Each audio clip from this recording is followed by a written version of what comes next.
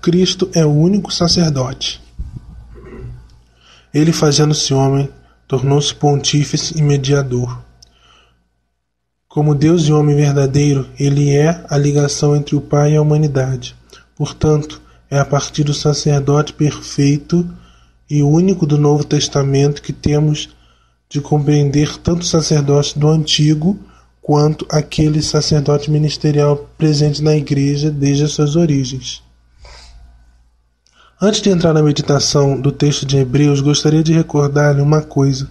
No Antigo Testamento, Israel é um povo todo sacerdotal.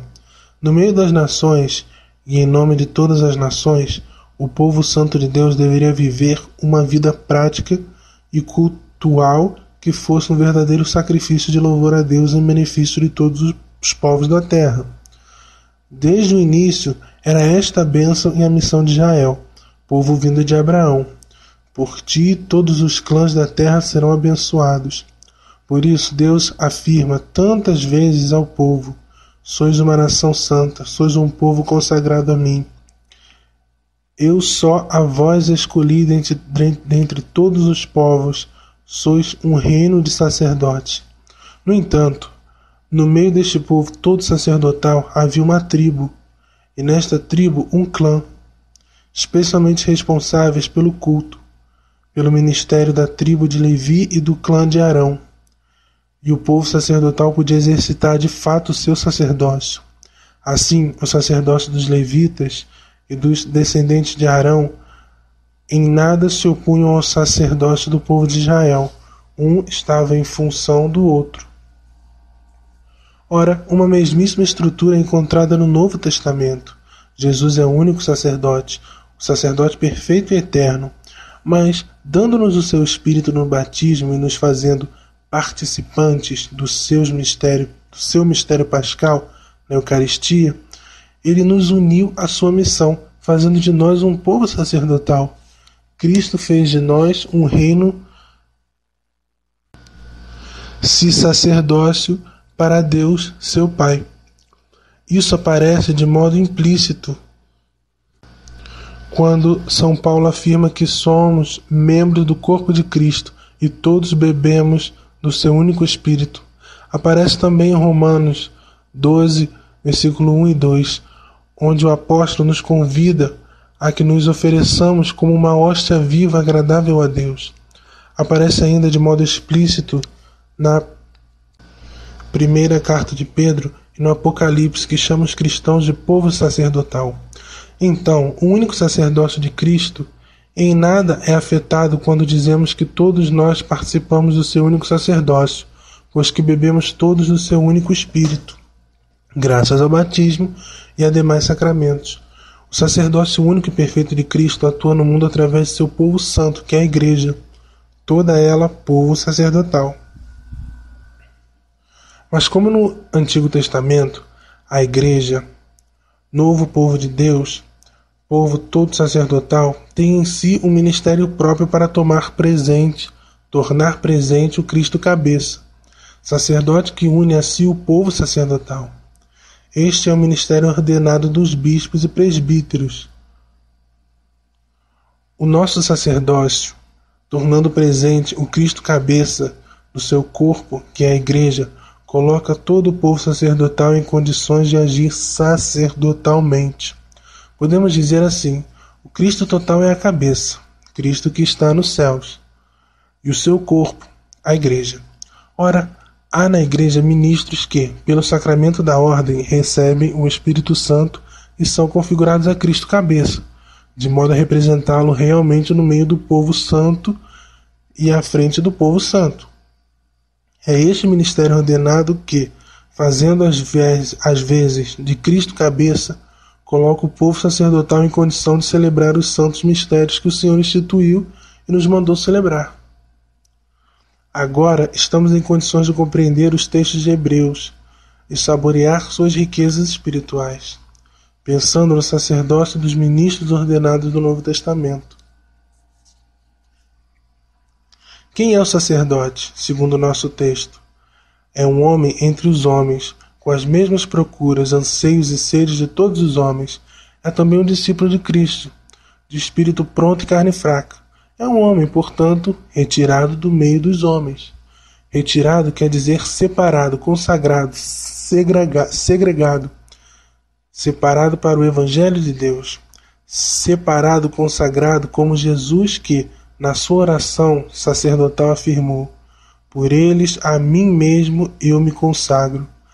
Assim sendo, qualquer tentativa de mundanizar o padre com pretextos teológicos fajutos é uma grave infidelidade ao significado do seu sacerdócio.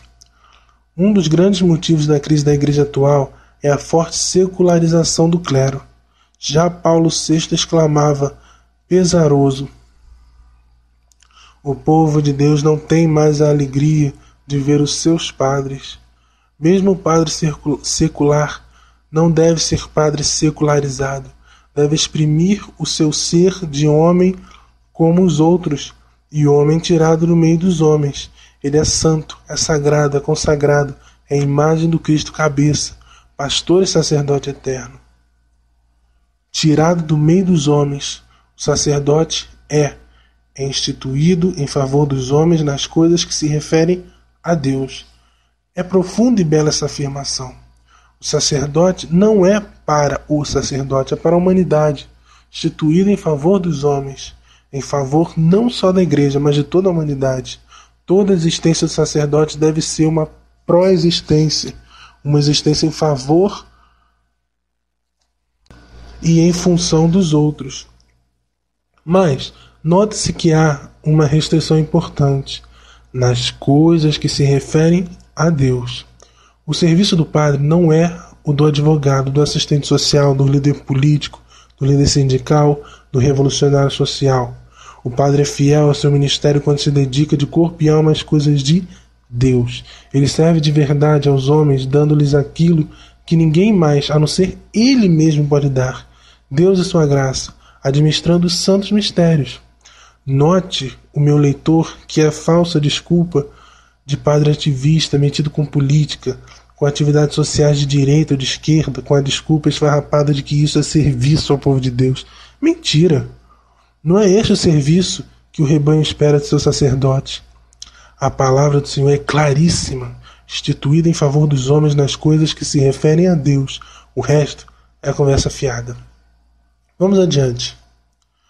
Qual é o núcleo do serviço do sacerdote? Qual é o núcleo de suas atividades nas coisas que se referem a Deus? A resposta é surpreendente: para oferecer dons e sacrifícios pelos pecados. Para desgosto dos muitos teólogos e de muitos pastoralistas compulsivos, o cerne da missão sacerdotal é oferecer sacrifício pelos pecados. Na perspectiva do Novo Testamento, sacrifício por excelência, que sintetiza e cumpre todos os outros, é o sacrifício pascal de Cristo, tornando sacramentalmente presente em cada Eucaristia. Estando assim as coisas, podemos afirmar sem medo de errar que o padre é sacerdote para o altar, para o sacrifício eucarístico. Aqui se dá a sua maior e mais intensa identificação com Cristo, sumo e eterno sacerdote. Aqui o eu do padre é assumido pelo eu de Cristo de um modo misterioso, intenso e real. Mas engana-se que reduz o sacrifício eucarístico ao altar. É exatamente por oferecer com o povo e em nome do povo o sacrifício da missa que o sacerdote deve fazer da própria vida uma continuação do que ele celebrou no altar. É toda a sua vida que se torna uma liberação, como dizia São Paulo, da sua própria existência do ministro do Evangelho, porque oferece o sacrifício da missa. O sacerdote vai se configurando com Cristo sacerdote em toda a sua existência, fazendo de toda a vida como seu Senhor uma pró-existência. Assim, a oferta celebrada no altar espraia-se por toda a vida e atividade do sacerdote, de modo que ele se ofereça em Cristo e com Cristo nas diversas atividades pastorais, na oração, na celebração dos santos sacramentos, no aconselhamento, na pregação da palavra, na promoção humana do seu rebanho, tudo se torna sacerdotal. Mais ainda, torna-se sacerdotalizado. Portanto, se o padre não colocar no centro de sua vida e atividade o altar, ele perde foco e priva suas diversas atividades e os diversos aspectos de sua existência de um eixo que dá sentido, eficácia e realização à sua existência como cristão e como padre. Exatamente este estar com Cristo e em Cristo diante do Pai, em cada Eucaristia, faz com que o sacerdote tenha muito claro que ele não é melhor que ninguém. É apenas um pobre homem, um pobre cristão, vaso de eleição e vaso de argila. Esta experiência dá-lhe entranhas de misericórdia, em um sentido pastoral. Melhor ainda, uma paternidade pastoral, que supera qualquer ideologia de idolatria do povo e da comunidade. Daí a afirmação da Escritura: sabe ter compaixão dos que estão na ignorância e no erro, porque ele mesmo está cercado de fraqueza. Por isso, deve oferecer sacrifício, tanto pelos pecadores do povo, quanto pelos seus próprios. Tanto pelos pecados do povo, quanto pelos seus próprios. Belíssimas essas afirmações. Toda compaixão, toda caridade pastoral do Padre nascem desse estar diante de Deus com Cristo na celebração eucarística. É aí que o sacerdote se descobre ministro, pobre e pecador de um povo pobre e pecador, mas inundado pela misericórdia de Deus. O zelo pastoral nada tem a ver com o fogo ideológico de esquerda. Nada tem a ver com a idolatria de um ativismo pastoral que endeusa a comunidade. Nada tem em comum com a mania de pastoral ou pastoralite crônica. A atividade do padre é intensa e fecunda, mas não massificante, inquieta, tensa e panfletária. Ela é serena e alimentada por uma contínua mística de profunda união com Cristo, o sacerdote eterno, que se oferece humildemente, com toda a sua existência, ao Pai por nós. Como consequência e conclusão desses pressupostos, o texto que estamos saboreando apresenta ainda duas ideias preciosas. A primeira, que é uma advertência muito oportuna hoje em dia: ninguém deve atribuir-se esta honra, senão quem foi chamado por Deus, como Arão. Em outras palavras, o sacerdócio, sendo mistério de configuração sacramental ao Cristo servo, que dá toda a vida sacerdotalmente, não pode ser visto como um direito, um poder, uma reivindicação. Aqui se manifesta o triste engano daqueles que desejam reinventar o sacerdócio, fabricando um modelo de padre do seu jeito, mais adaptado ao mundo atual. No fundo, busca-se um padre mundano, totalmente compatível com o que nosso Senhor espera de nós. Aqui também aparece a falta de sentido daqueles que clamam pelo sacerdócio conferido às mulheres como um direito. Na igreja, diante de Deus, tudo é graça, nada é direito. As mulheres nunca serão ordenadas, nunca. Isso é doutrina definida de modo irrevogável pela igreja, e quem realmente for católico nem discute mais essa questão. Há vários motivos teológicos para tal. No entanto, bastaria afirmar assim: as mulheres não podem ser sacerdotes porque Cristo, Senhor livre, soberano absoluto de sua igreja, doador de todo bem, de toda graça, assim o determinou. Isso é fundamental para todos nós padres. O nosso sacerdócio de nosso não tem nada. É dom recebido, é mistério confiado à igreja e por esta colocado em nossas mãos como seus filhos e ministros. Não podemos dispor de tão grande tesouro a nosso arbítrio, nos servindo de algo que nos foi confiado para que sirvamos. A segunda ideia é o olhar contemplativo para o sumo sacerdote Jesus Cristo. O autor da carta aos Hebreus conclui esta perícope que estamos meditando, fazendo-nos mais uma vez olhar Jesus, com duas imagens belíssimas. A primeira: tu és o meu filho, eu hoje te gerei. Cristo foi sacerdote porque foi fundamentalmente filho, isto é, totalmente dependente do Pai. a Ele entregue e para Ele voltado. Nisto, precisamente, está o centro do seu ser sacerdotal. Ele foi se deixando gerar pelo Pai, nunca tendo se preocupado a si próprio, mas vivendo sempre em função do Pai e da sua santa vontade, que é precisamente a salvação da humanidade. Todo aquele que o Pai me der virá a mim, e eu não rejeitarei, pois desci do céu não para fazer a minha vontade, mas a daquele que me enviou.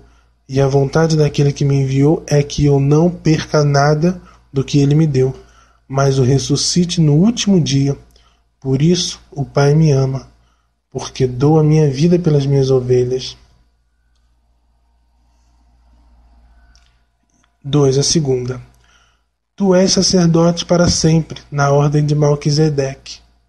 A total entrega de Jesus, até o total esvaziamento de morte e morte de cruz, possibilitou que o Pai o preenchesse com a plenitude do Espírito da ressurreição e o assentasse, agora como Deus e homem, melhor ainda, como Filho divino feito homem, à sua direita. É aí, na eternidade de Deus, que o sacerdócio do Filho feito homem atinge toda a criação e todos os tempos da eternidade, de eternidade em eternidade. Exatamente por isso, em cada lugar e em cada época, todos os que são nele batizados e recebem o seu Espírito podem participar de sua missão sacerdotal. Os leigos, pelo batismo, a confirmação e a Eucaristia, do sacerdócio, que é comum a todos os membros do corpo sacerdotal de Cristo. Os bispos e presbíteros, pelo dom do Espírito no sacramento da ordem, no sacerdócio de Cristo cabeça, que se encontra no céu e se torna realmente presente na terra por seus ministros, que devem fazer o que ele fez sobre o altar da liturgia e viver o que ele viveu no altar da vida.